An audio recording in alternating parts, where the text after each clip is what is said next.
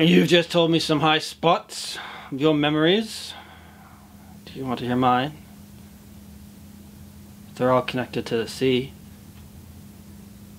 Here's one. When I was aboard the Squarehead Square Rigger bound for Buenos Aires, full moon into trades, the old hooker driving 14 knots.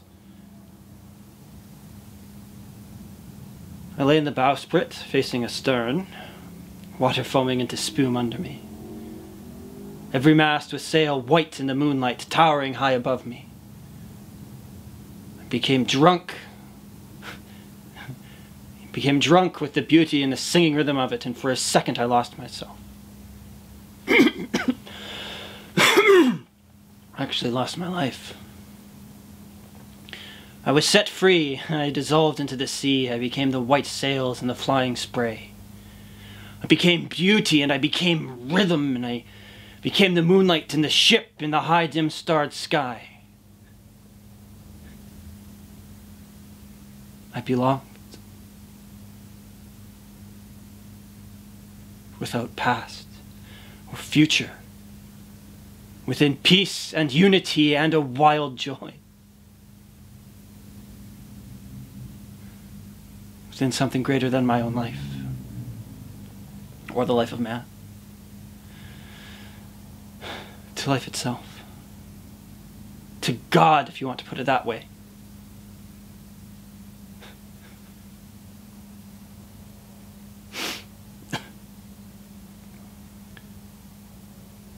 And then another time, on the American line, when I was lookout in the crow's nest on the dawn watch, a calm sea that time, a lazy ground swell and a slow, drowsy roll of the ship.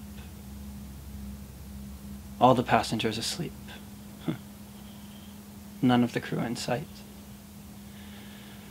No sound of man, black smoke pouring from the funnels, beneath and behind me, dreaming,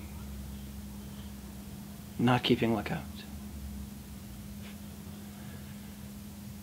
Feeling alone and above and apart. Watching the dawn creep like a painted dream over the sky and sea, which slept together.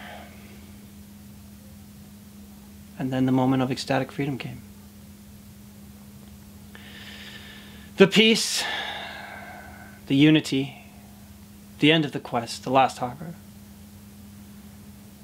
The joy of belonging to a fulfillment beyond men's lousy, greedy fears and hopes and dreams. And several other times in my life when I was swimming far out or lying alone on the beach, I've had that same experience. Become the sun, the hot sand. Green seaweed anchored to a rock swaying in the tide, like the saint's vision of beatitude. Like the veil of things as they seem, drawn back by an unseen hand, and for a second you see it.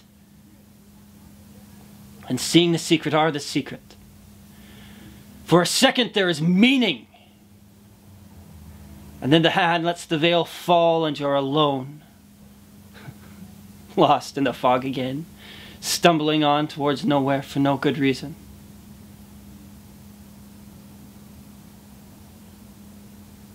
It was a great mistake my being born a man. I would have been much better off as a seagull or a fish. As it is, I will always be a stranger who never feels at home, who does not want and is not really wanted, who can never belong, who must always feel a little in love with death.